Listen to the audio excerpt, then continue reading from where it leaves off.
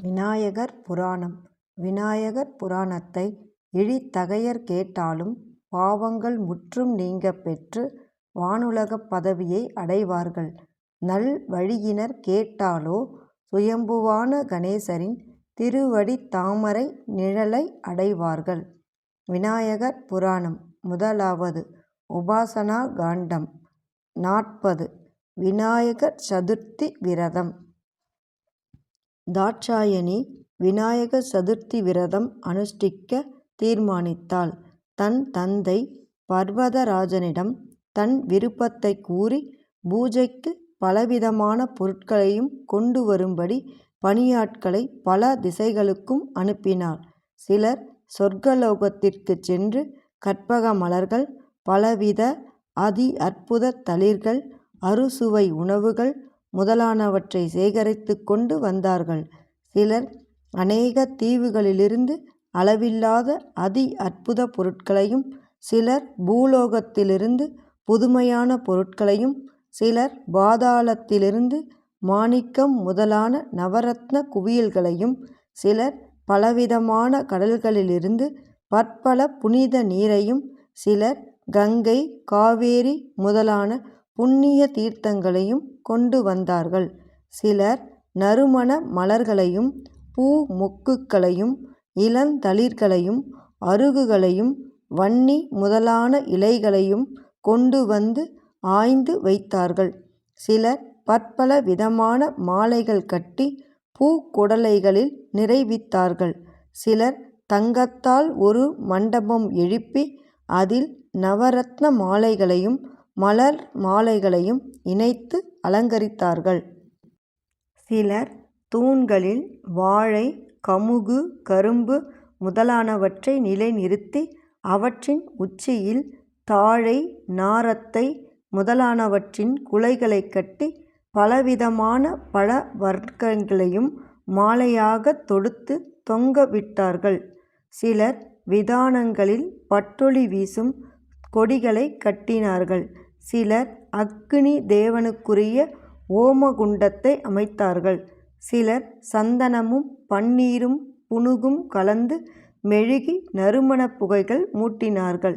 சிலர் சுவர்கள் எங்கும் ஏராளமான கண்கவர் சித்திரங்களை எழிலுறத் தீட்டினார்கள்.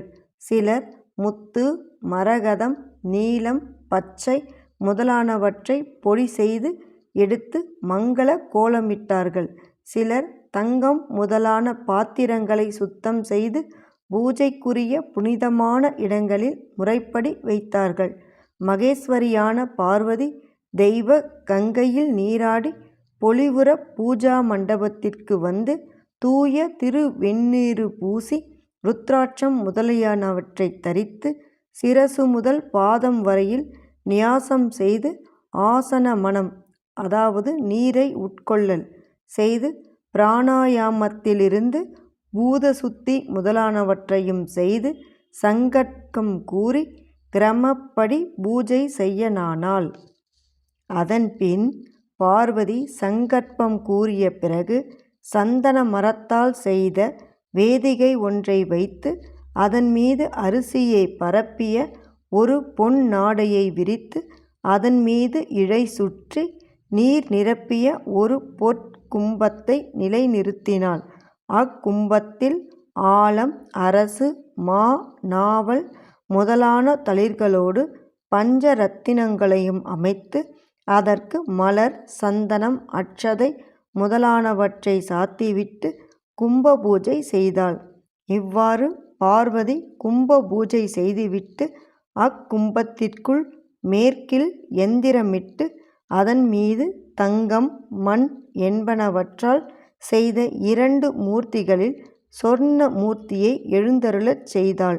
மற்றொரு நவரத்ன வேதிகையின் மீது பிருத்திவி மூர்த்தியை எழுந்தருள வைத்து சங்கு முதலானவைகளால் சுத்தப்படுத்தி கங்கை முதலிய புனித நீரை வைத்திருக்கும் பாத்திரங்களில் குங்குமம், பச்சை கற்பூரம், அருகு, நறுமலர் முதலானவற்றோடு பல நறுமணப் பொருட்களையும் பொழிந்த மணி வடிகைகளை பரப்பி அவற்றின் நீர், அரிசி, பால், தருப்பை, நுனி, புஷ்பம், வெண்கடுகு, நெல், எள் முதலானவற்றை முறைப்படி வைத்து அருக்கியம், பாத்தியம், ஆசமனம் என்னும் மூவகை நீர்களையும் மந்திர பூர்வமாக உண்டாக்கி கையில் பூசவும் அட்சதையும் எடுத்து முறைப்படி ஜபம் செய்தாள்.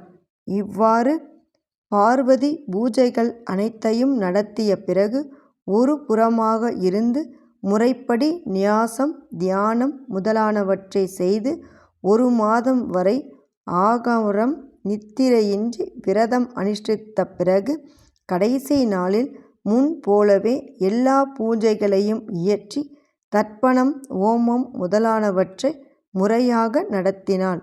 அலங்காரமான பந்தலில் கீழ் சாமரைக் குடை முதலான சின்னங்கள் பொலிவுற அநேக வாத்தியங்கள் முழங்க வெண்பொங்கல், பால், அன்னம், சர்க்கரை சாதம், தயிர்ச்சோறு, மிளகு சோறு, கடுகோதலம், எள்ளோதனம் முதலான சித்திரான்னங்களையும் பூசணிக்காய் முதலான குழம்பு வகைகளையும் கறி வகைகளையும் பருப்பு, புட்டுமா, பொரி முதலானவைகளையும் பலவித சுண்டல்களையும் வெள்ளப் பச்சரிசியையும் வறுத்த பருப்பையும் எள்ளு, ஏலம், தேங்காய், சர்க்கரை, பயிறு முதலானவற்றை கலந்து செய்த உருண்டைகளையும் பல வகை மோதகங்களையும் அப்பு, அடை, வடை, பிட்டு, லட்டு, பணியாரம், முறுக்கு, தேன்குழல், அப்பம் முதலானவற்றையும் வெள்ளரிக்காய், பலாச்சுளை, மாங்கனி, வாழைப்பழம் முதலான காய்கனி வர்க்கங்களையும் நெய், பால், தேன், மோர், தயிர் முதலான அமுதங்களையும் இளநீர், கரும்புச்சாறு, சர்க்கரைப் பாகு முதலானவற்றையும் மந்திர பூர்வமாக நிவேதனம் செய்தாள். ஆர்க்கிய பாத்தியம் முதலானவற்றைக் கொடுத்து சந்தனம், அகில், கருங்காலி, அர்ச்சுனம், வில்வம் என்னும் பஞ்ச தூபங்களும் கொடுத்து குட தீபம் முதலான பலவித தீபங்கள் காட்டி குடை, கண்ணாடி, தாமரை, விசிறி, கொடி, ஆலவட்டம் முதலான சின்னங்களையும் வழங்கினாள். கானானந்துவா என்ற மந்திரத்தை சொல்லி மலர் சாத்தி சீய சாத மந்திரம் சொல்லி கற்பூர நீராஞ்சனம் காட்டி பிரதட்சணம் செய்து பாதங்களில் விழுந்து வணங்கினாள். அன்னதானம், வஸ்திரதானம் முதலான சோடச தானங்களையும் வழங்கினாள். விநாயகரை தம் உள்ளத் தாமரையில் இருத்தி தங்க மூர்த்தத்தையும் கும்பத்தையும் பல பொருட்களோடு புரோகிதர்களுக்கு கொடுத்து பிருத்திவி உருவை பல மங்கள இசை கருவிகளோடும் எழுந்தருளச் செய்து புண்ணிய நதியில் ஜலவாசம் புரியும்படி வைத்துவிட்டு தன் அரண்மனைக்கு திரும்பி வந்து உற்றார் உறவினரோடு அமர்ந்து விருந்துணவு அருந்தினாள். அதன் பிறகு பார்வதி தேவி கணேசரின் திருவருளினால் தன் விருப்பப்படியே கங்கைக்கு முன்னதாகவே கைலாச வாசனான சிவபெருமானை திருமணம் செய்து கொண்டு காதலின் பத்தில் களித்திருந்தாள்.